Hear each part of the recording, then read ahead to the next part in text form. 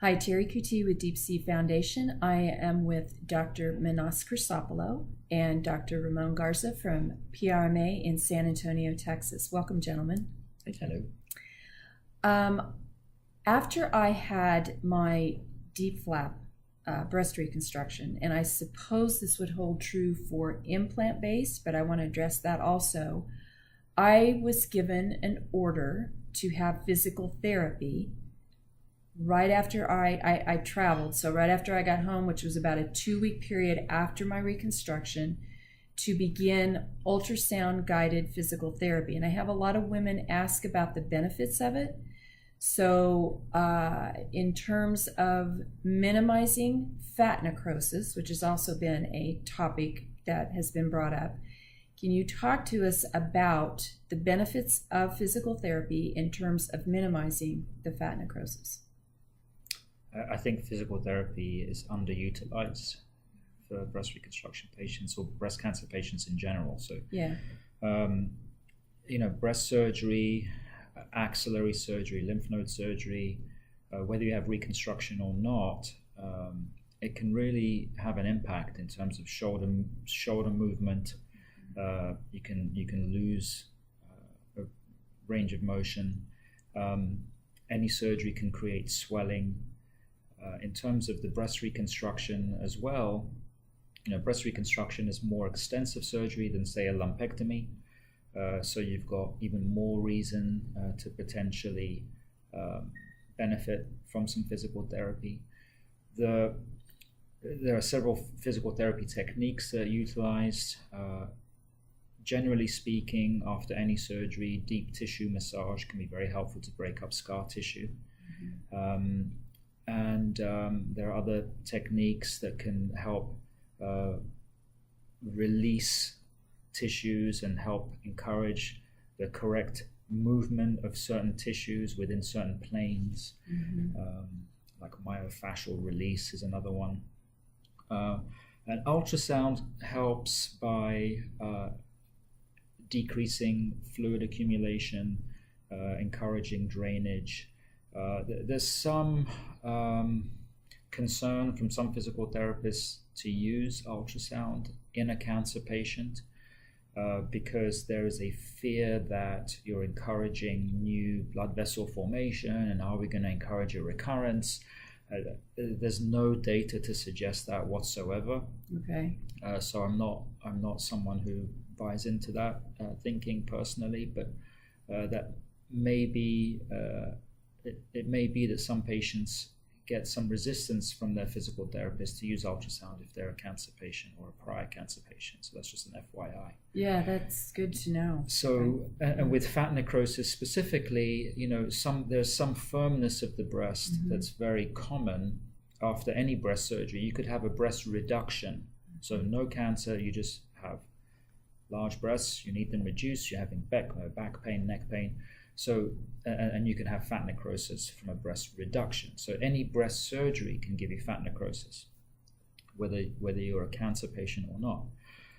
For a tissue reconstruction, the tissue that we move in there can also develop fat necrosis, and the rates vary depending on the studies that you read, but for a deep flap, for example, you're looking at 10 to 14%. Some of the firmness that you may feel early on after surgery will settle on its own and go away on its own. Some of the prolonged swelling you may have will settle and go away on its own.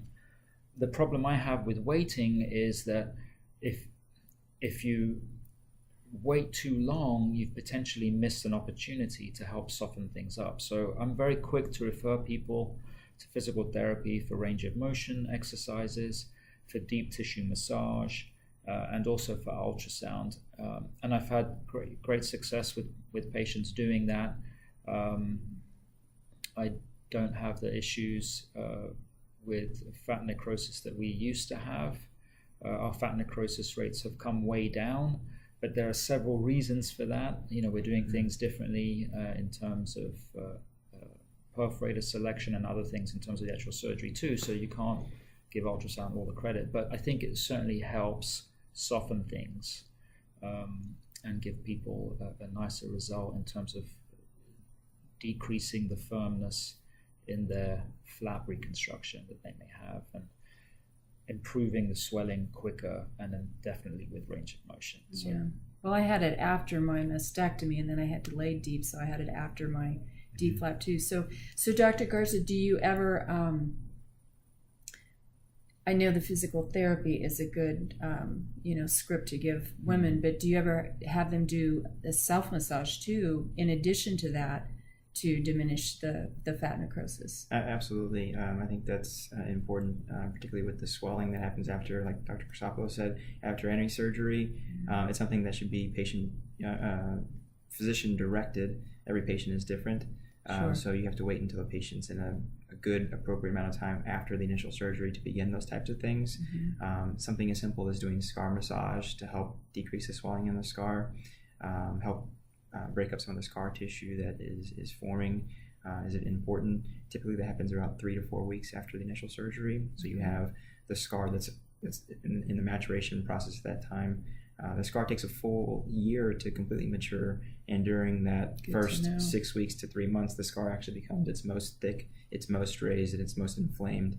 So if you can help mitigate that with some massage, again, that should be directed by your physician, it can decrease some of the swelling in the flap and decrease some of the scar formation around the flap.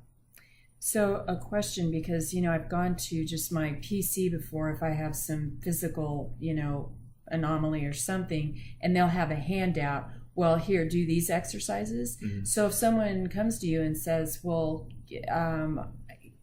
should I be massaging my breast? It would be after phase 1, correct?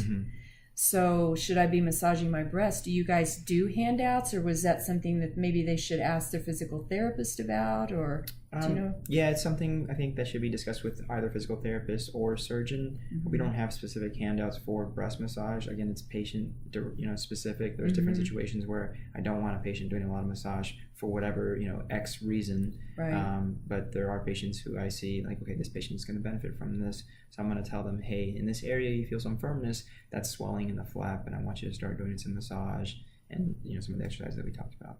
So I think what I'm hearing from both of you then, it's a good question to bring up.